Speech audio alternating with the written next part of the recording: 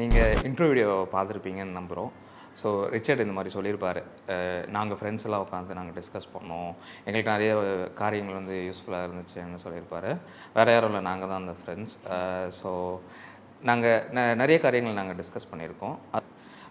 நிறைய கேள்விகள்னு பார்த்தீங்கன்னா, இப்போ நடக்கிற காரியங்கள் நம்ம எல்லோரும் நிறைய காரியங்களில் ஈடுபடுறோம், போகிறோம் வரோம், நிறைய விஷயங்கள் பார்க்குறோம் பண்ணுறோம். ஸோ இப்படிலாம் இருக்கிற போது நம்ம டே டு டே லைஃப்பில் நிறைய விஷயங்கள் நாம் அப்ரோச் பண்ணுறோம். ஸோ ஆனால் நம்ம கர்த்தருடைய நாம மகிமைக்கென்று நம்ம என்ன பண்ணிகிட்ருக்கோம்? ஸோ நம்ம யோசித்து பார்த்தோன்னா என்ன பண்ணிகிட்ருக்கோன்றது ஃபர்ஸ்ட் ஆஃப் ஆல் நமக்கு தெரியாது, எப்படி பண்ணிகிட்ருக்கோன்னு நமக்கு தெரியாது. ஆனால் இப்படிலாம் நம்ம இருக்கிறப்போ கூட அவர் வந்து நமக்காக நிறைய காரியங்கள் பண்ணிகிட்ருக்காரு. ஸோ அப்படி நம்ம பார்க்க போனால் அவரோட கிரேஸுக்கு, அவரோட கிருபைக்கோ, அவரோட அன்புக்கோ நம்ம ஓதியே கிடையாது. அவ்வளோ பெரிய தேவன் நமக்காக இறங்கி வந்து நம்ம கூப்பிடும் போதெல்லாம் வரணும்னு அவசியமே கிடையாது. பைபிளில் கூட ஒரு இடத்துல பார்ப்போம், காலை தோறும் நம்மளை விசாரிக்கிற தேவனாக இருக்கிறாருன்னு பார்த்துருப்பீங்க. அவர் காலையில் வந்து நம்மளை வந்து மீட் பண்ணுன்ற அவசியமே கிடையாது. ஸோ இப்படி ஒரு தேவன் நமக்காக இதெல்லாம் இப்படி பண்ணிகிட்ருக்காரு. ஸோ அவருக்காக நம்ம என்ன பண்ண போகிறோம்?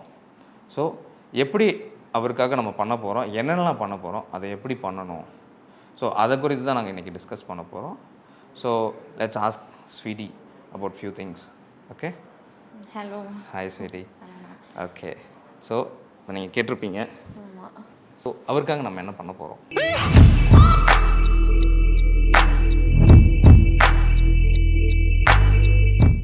ஓகே, சின்ன வயசுலேருந்து எல்லாருக்குமே இருக்கிற ஒரு பேசிக்கான கொஷின் வந்து, நான் ஏன் எங்கே இருக்கேன், எதுக்கு வந்து கடவுள் வந்து இங்கே என்னை படைச்சாரு, நான் இங்கே என்ன பண்ணிகிட்ருக்கேன், நான் போகிறேன், டெய்லியும் ஸ்கூலுக்கு போகிறேன், காலேஜ் போகிறேன், வேலை பார்க்குறேன், வரேன், தூங்குறேன், பாவம் செய்கிறேன், அதுக்காக வந்து ப்ரேயர் பண்ணுறேன், திருப்பி எனக்கு சால்வேஷன் கிடைக்குது, திருப்பி அதை செய்கிறேன், டெம்டேஷன்ஸ்குள்ளே விழுறேன். என்னோடய பர்பஸ் தான் என்ன? ஒரு மெஷின் லைஃப், ஒரு லூப்பில் வந்து டெய்லி நம்ம ஓடிக்கிட்டு தான் இருக்கோம், பர்பஸ் என்னன்னே தெரியாமல். ஆனால் கடவுள் வந்து நம்மளை இந்த உலகத்தில் படைச்சதுக்கு வந்து ஒரு கண்டிப்பாக ஒரு பர்பஸ் இருக்கும். பர்பஸ் இல்லாமல் வந்து படைச்சிருக்க மாட்டேன். என் அம்மாட்டெல்லாம் நான் சின்ன வயசில் கேட்டிருக்கேன், நான் கண்டிப்பாக வந்து ஹெவனுக்கு போனேன்னா ஃபஸ்ட்டு நான் கடவுள்கிட்ட கேட்பேன், நீங்கள் எதுக்காக படைச்சிங்க, நான் என்ன உங்களுக்கு டாயா அப்படின்னு சொல்லி நான் கண்டிப்பாக கேட்கணும் அப்படின்னு சொல்லி. உங்களுக்கு மட்டும் இல்லை, எல்லாருக்குமே அந்த கொஸ்டின் இருக்கு. எல்லாருக்கும் அந்த கொஸ்டின். ஆமாம், அது நான் பிலீவராக இருக்கட்டும், பிலீவர்ஸ்க்காக இருக்கட்டும், கண்டிப்பாக இந்த கொஸ்டின் வந்து எல்லாருக்குமே வந்து இருக்கும்.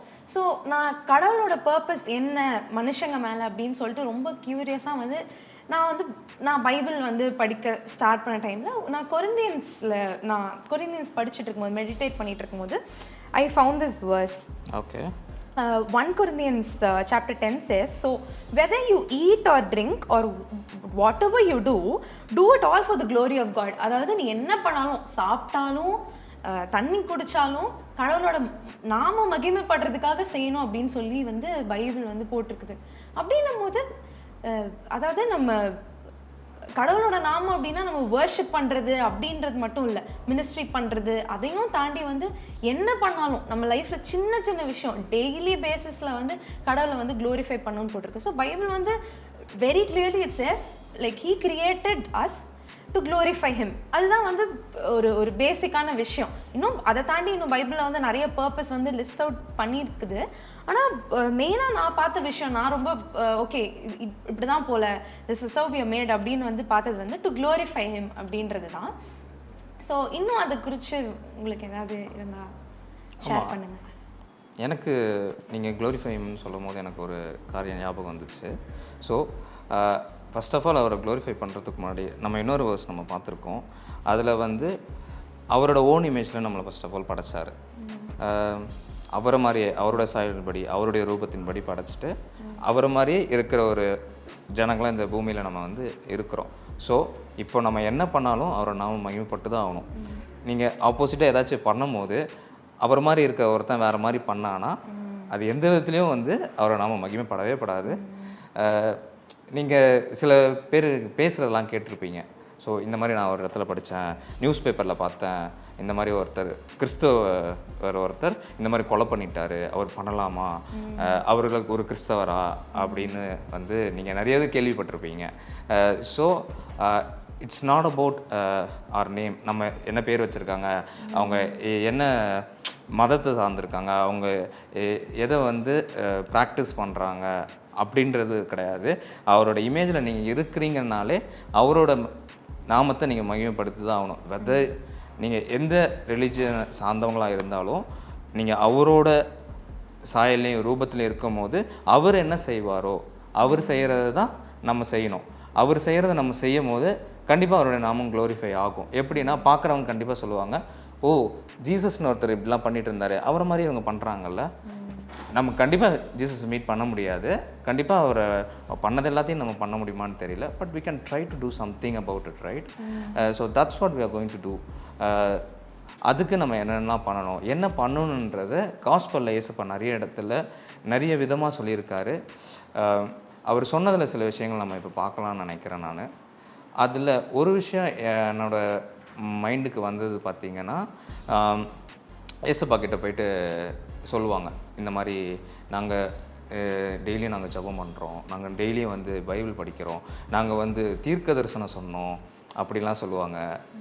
ஒரு இடத்துல ஏசப்பா வந்து அவங்கக்கிட்ட சொல்லியிருப்பார், நீங்கள் பைபிள் படித்தாலும் சரி, நீங்கள் தீர்க்கதரிசனாலும் சரி, அங்கே வந்துட்டு கர்த்தாவே நாங்கள் இதெல்லாம் பண்ணோமே, அதெல்லாம் உங்கள் நாமத்துக்காக நீங்கள் இதெல்லாம் உன்னை யாருன்னே நான் தெரியாதுன்னு சொல்லிவிடுவேன்.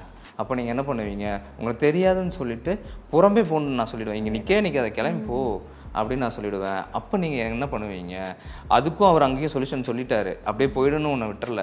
அவர் என்ன சொல்லிட்டாருன்னா, அவர் சொல்லுவார், இந்த மாதிரி நான் பசியாக இருந்தேன், எனக்கு யாருமே சாப்பாடு கொடுக்கல, தாகமாக இருந்தேன், எனக்கு யாருமே தண்ணி தரல, நான் ஜெயிலில் இருந்தேன், என்னை எவனும் பார்க்க வரல. அப்போது அவங்களுக்கு வந்து அண்டர்ஸ்டாண்ட் பண்ணிக்க முடியல. அப்போவும் அவர் எக்ஸ்பிளைன் பண்ணுறாரு. நீங்கள் எப்போ அவங்களுக்கு எக்ஸ்பிளைன் பண்ணதோட சீஷர்கள் கேட்கும் போது எக்ஸ்பிளைன் பண்ணுறாரு, நீங்கள் எப்போ பசியாக இருந்தீங்க, நீங்கள் இப்போ தாகமாக உங்களுக்கு பசியா, அவ்வளோ பெரிய தேவனுக்கு பசி எடுத்துச்சா என்ன, உங்களுக்கு தாகம் இல்லை, இந்த சிறியரில் நீங்கள் இவங்களுக்கு எதை பண்ணாலும் நீங்கள் எனக்கே பண்ணீங்க.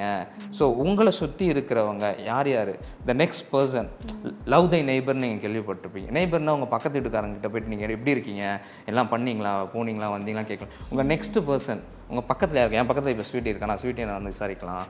பக்கத்தில் ஒருத்தர் ஃப்ரெண்டு இருக்காரு, நான் அவரை விசாரிக்கலாம். என் கூட ஃபஸ்ட்டு நம்மளோட நெய்பர் யார் பார்த்தீங்கன்னா நம்ம ஃபேமிலியில் இருக்கவங்க. ஃபர்ஸ்ட் ஆஃப் ஆல் நம்ம ஃபேமிலி கூட எந்தளவுக்கு நம்ம இன்ட்ராக்ட் பண்ணுறோம், நம்ம பேசுகிறோமா, இதோ இப்படி பார்த்துட்டு உட்காந்தோன்னா ஒரு 4 மணி நேரம் இதை உட்காருவோம், தூங்கி எழுந்துட்டு அடுத்த நாள் ஆஃபீஸ்க்கு போய்டுவோம், வேலைக்கு போய்டுவோம். இல்லை நானே அதான் பண்ணிகிட்ருக்கேன். நான் இதெல்லாம் ப்ராக்டிஸ் பண்ணிகிட்ருக்கேன்றதுனால நான் இது சொல்ல வரல. ஸோ நான் பண்ணணும், நீங்களும் அதை பண்ணணுன்றதுக்காக தான் நான் சொல்கிறேன்.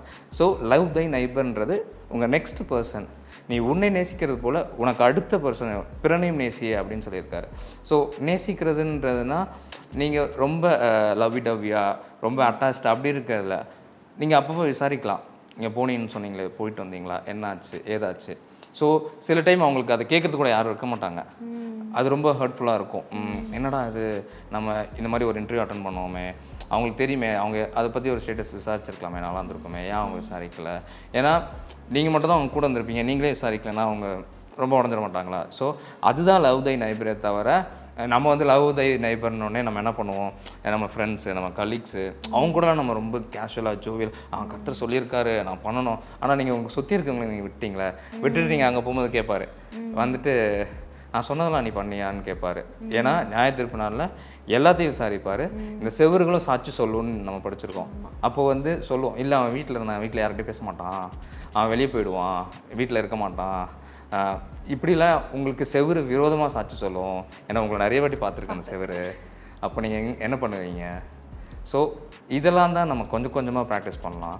நீங்கள் போயிட்டு அவங்க கூடயே உட்காந்து அவங்க டைம் ஸ்பெண்ட் பண்ணால் அவங்களுக்கு அனாயிங்காக இருக்கும், இல்லைன்னு நான் சொல்ல மாட்டேன். பட் ஆனால் கொஞ்சம் கொஞ்சமாக நீங்கள் ப்ராக்டிஸ் பண்ணி இது பண்ணிங்கன்னா நல்லாயிருக்கும்.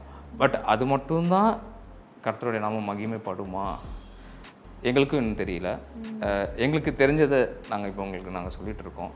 ஸோ இன்னும் நிறைய காரியங்கள் கர்த்தருடைய நாமம் எதெல்லாம் மகிமைப்படுவோம் அப்படின்றத வர வாரங்களில் பார்க்கலாம். ஸோ இப்போ நாங்கள் பேசுனதெல்லாம் நீங்கள் கேட்டிருப்பீங்க, உங்களுக்கு யூஸ்ஃபுல்லாக இருக்குன்னு நம்புகிறோம். எங்களுக்கும் ரொம்ப யூஸ்ஃபுல்லாக இருந்துச்சு. நாங்கள் டிஸ்கஸ் பண்ண நாட்களில் நாங்கள் நிறைய டிஸ்கஸ் பண்ணியிருக்கோம். ஸோ இனி அப்கமிங் டேஸில் கண்டிப்பாக இந்த மாதிரி கண்டென்ட்ஸ் வீடியோஸ் கண்டிப்பாக நாங்கள் ஷேர் பண்ணுறோம். So stay tune for more videos. Thanks for வாட்சிங். தேங்க்யூ.